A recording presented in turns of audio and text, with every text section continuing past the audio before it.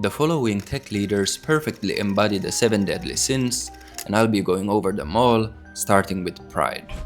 Pride is defined as an excessive love of one's own excellence, often manifested as arrogant self-glorification and overestimation of one's own abilities.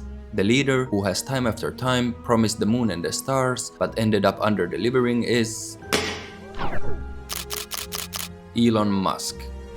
Elon has built his brand on promising the impossible: flying cars, brain-computer interfaces, and even saving humanity itself. I believe that humanity must become a multi-planetary space-faring civilization. And while there's no denying some of his ventures have truly pushed technology forward, time and time again his pride has turned bold visions into meme-worthy spectacles. Now there was a time when he really did seem to have the Midas touch.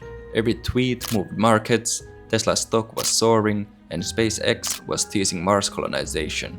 So when he casually mentioned in an interview that he could make flying cars for fun, his fans were electrified. We actually never saw the flying cars, but a few years later, the self-proclaimed techno king set his sights on something more attainable: the fastest production car in the world. The new Tesla Roadster would go 0 to 60 in under 2 seconds, maybe even using rocket thrusters. And the release date? 2020. Well, it's now 2025, and all that his fans got was another example of a now recognizable pattern. After shattering the unbreakable windows of his new Cybertruck, Elon's grandiose antics only escalated. It wasn't about just building products anymore, he was trying to build himself into a myth. Flamethrowers, short shorts, and even the names of his children became props in the theater of Musk's pride. By 2022, this same pride made him take a bite he almost couldn't chew. This morning, a judge will hear arguments in Twitter's request to speed up its lawsuit against Elon Musk. But after trying to back out and getting dragged into court, Musk bought Twitter for $44 billion, rebranded it as simply X, and turned it into his personal megaphone. On it, he bragged about being a top Diablo 4 player, before later admitting he'd paid for account boosting, explaining that everyone in Asia does it. Money. Today, we've also seen the abrupt start and finish of his political career, and who knows, maybe one day he'll take us all to Mars. But for now, you can find him on Twitter, X, arguing with the sitting president of the United States. The next sin on our list is greed.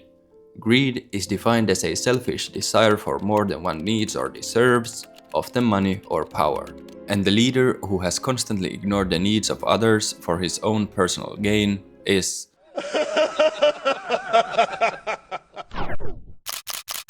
Jeff Bezos. Jeff is mostly known for taking his online bookstore, Amazon, to never-before-seen heights. What started as a humble website selling books quickly grew into the largest retailer on earth. But like fitting for the sin of greed, that growth came at the expense of others. You see, Jeff and Amazon have been accused of some of the most notorious workplace abuses in modern corporate history. In India, during a 50 degrees Celsius or 122 degrees Fahrenheit heat wave, Amazon employees were allegedly told not to take water or bathroom breaks until they hit their targets. The workers described suffocating conditions on warehouse floors with little ventilation, where slowing down could mean losing wages. And with the average base salary of just 20,000 Indian rupees a month, that's something most couldn't afford to risk. But it's not only across the seas where Amazon has been accused of exploiting its employees. In the United States, delivery drivers said quotas were so tough that they often had no time to stop for restrooms.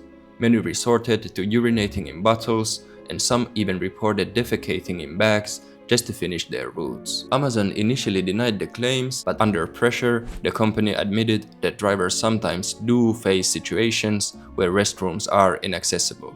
And while Jeff's employees in India were boiling in suffocating warehouses, and his drivers in America were peeing in bottles just to meet quotas, Bezos himself was across the ocean in Europe, facing problems of a very different kind. You see, his new $500 million yacht was too massive to pass under a historic bridge in Rotterdam, a landmark built back in 1927. "Ah, what's the big deal? Let's just dismantle the bridge so my new toy can continue forward," he suggested, but after the massive public outrage, he was forced to tow the yacht on another route.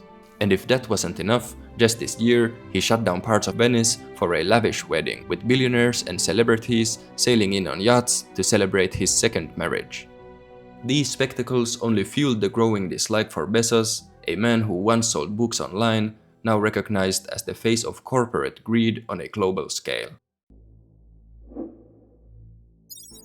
The next sin is wrath. Wrath is defined as uncontrolled anger, rage, or hatred, often expressed through acts of vengeance or destruction. And there's no tech leader who's more known for this than the legendary "This guy's a son of a bitch liar." Steve Jobs, a man whose vision changed the world, but whose legendary temper left almost as big a mark. Inside Apple, Jobs was as feared as he was admired. He was known for erupting at employees, calling their work garbage, and even reducing some to tears. People quit after he dismissed months of grueling work as unimpressive. He once even hired an engineer right after telling him, "Everything you've ever done in your life is shit."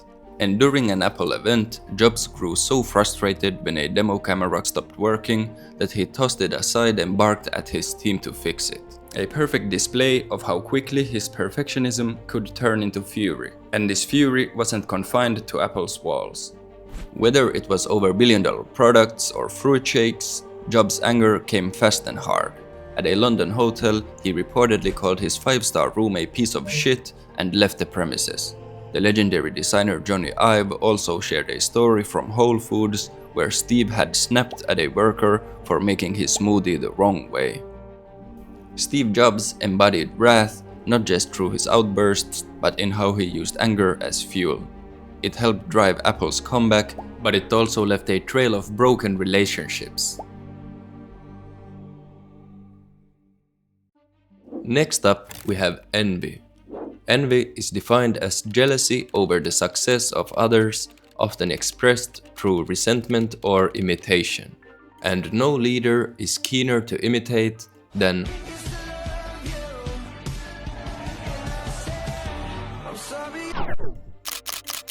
Mark Zuckerberg. By the mid-2010s, Facebook had already turned into a place for political arguments and your aunt's vacation photos. Mark's other platform, Instagram, was supposed to be Zuckerberg's way of staying relevant with younger users, but even there, the grip was slipping. A new player in the market, Snapchat, had become the app of choice for Gen Z. Zuck panicked. First, he tried to buy Snapchat, but when that failed, he turned to imitation. Almost overnight, Instagram had Stories, a blatant copy of Snapchat's signature feature. Today, the app added its own version of Stories to poach everyday off-the-cuff content from Snapchat. It works exactly like Snapchat Stories. And it actually worked. Stories became very popular and helped revive the platform. But it also exposed a page out of Zuck's playbook. When threatened, he didn't innovate, he imitated. A few years later, the Chinese giant TikTok began dominating short-form video, and just like before, Zuck's response was to copy. Meta rolled out Reels, another lookalike baked into Instagram and Facebook feeds. Then came 2023, when Twitter hit a slump after Elon's acquisition. Mark saw his opening and rushed out Threads, a text-based platform billed as Twitter's rival, though by now, the pattern of imitation was impossible to ignore. And it was never just products, envy shaped Mark's image too. For years, he was mocked for his robotic delivery and gray t-shirts. Yeah, I'm like the most awkward person. People have been calling me a robot online for 20 years.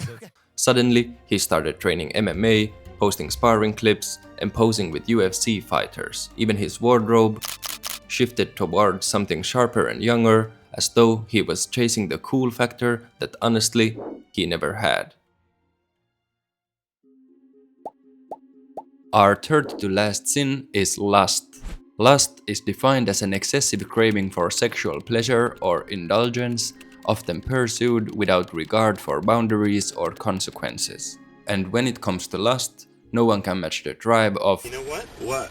Some people don't like to take responsibility for their They blame everything in their life on somebody else. Travis Kalanick. Travis is known for founding the ride-hailing platform that's not unfamiliar with controversy, Uber. And Uber wasn't like other startups. It reminded a frat house with billions of dollars in funding. Travis himself once bragged that they called the company Boober because of how much female attention it brought to him. Obviously, it was meant as a joke, but still, it summed up the culture perfectly. Work hard, play harder, and treat women as perks of success. That attitude trickled down into the company itself. In 2014, during a company trip to Seoul, Uber executives were reported to have taken their employees to a karaoke bar where the staff weren't exactly singers. One of the female managers complained to HR, but little was done about it. Years later, former engineer Susan Fowler blew the whistle in a viral blog post, describing a workplace where harassment was rampant and HR turned a blind eye. Her story triggered investigations that uncovered dozens of cases of misconduct inside Uber's walls. And finally, in 2017, after wave upon wave of scandals, Travis Kalanick was forced to resign as CEO. Uber survived, but the stain of its frat boy culture still remains. Of the two remaining sins, we'll go over gluttony next. Gluttony is defined as the overindulgence and overconsumption of anything to the point of excess. And not many have lived in excess quite like 10,000. I think I'm going to need a bit more than that. I can certainly help you with that. How much were we thinking? 50 million. Adam Neumann. Adam built his empire, WeWork, on the simple idea of renting office space and rebranding it as a community. Now, while all companies consume resources, WeWork devoured them. Their headquarters became infamous for free-flowing tequila, kegs in every office, and all-night ragers. Neumann himself would walk the halls barefoot and preach about elevating the world's consciousness. One example of his, let's just say, elevated consciousness happened on a $60 million Gulfstream jet. Adam was smoking so much devil's lettuce that the pilots had to wear oxygen masks. I need air. Afterward, the plane's owners were reportedly so alarmed that they refused to let him use it again. And that was just the beginning of his excess. Neumann bought mansions across the US, from California to the Hamptons, and even trademarked the word "we", then sold it back to his own company for nearly $6 million. By 2019, the overindulgence finally caught up to him. WeWork's long-awaited IPO collapsed under scrutiny, revealing massive losses, self-dealing, and Neumann's wild lifestyle. Investors who once valued the company at $47 billion suddenly realized it was worth less than a tenth of that. In a matter of weeks, Neumann went from being hailed as the next Steve Jobs to a cautionary tale of startup excess. And the craziest part, while thousands of employees lost their jobs, Adam walked away with a golden parachute worth hundreds of millions. Adam Neumann embodied gluttony not just in how he lived, but in how he consumed trust, money, and goodwill, until there was nothing left.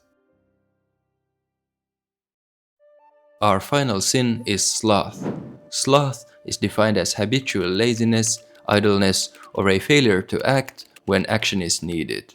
None have gotten to their position by slacking off, but since we have to choose one, let's go with... I came out of the meditation and there was like this massive spider right next to me. I'm like, I'm really happy. Jack Dorsey. Jack is known for being the co-founder and former CEO of Twitter. There, he was often described as a part-time CEO, and investors complained he was chronically absent, indecisive, and more interested in meditation retreats than running the platform. For years, harassment campaigns ran unchecked, from Gamergate to targeted abuse of journalists. Disinformation spread like wildfire, amplified by bots and bad actors. Meanwhile, Jack was elsewhere. On his birthday in 2018, he tweeted, "For my birthday this year, I did a 10-day silent Vipassana meditation, this time in Pune, Myanmar." He followed it up with, Myanmar is an absolutely beautiful country, the people are full of joy, and the food is amazing. Critics slammed him for romanticizing a country in the middle of a genocide, but to Jack, it was just another much-needed spiritual reset. He himself stated that he needs 2 hours of meditation each day just to stay above water. And even his public image reflected this detachment. The wizard-like beard, the nose ring, barefoot appearances at conferences, all painted the picture of a man half checked out. And when the pressure at Twitter became too much, Jack ended up stepping back. In 2021, he resigned as the CEO to let others lead, leaving behind a platform weakened and directionless. Now, with Twitter shares down about 25% in the past 3 months, the pressure is on. Jack Dorsey embodied sloth, not in physical laziness, but in his refusal to act. But that's all 7 sins. Which ones do you agree with? Or maybe you disagree with everything I've just said. Either way, drop your thoughts below, and don't let sloth stop you from subscribing. Thanks for your time, and see you on the next one.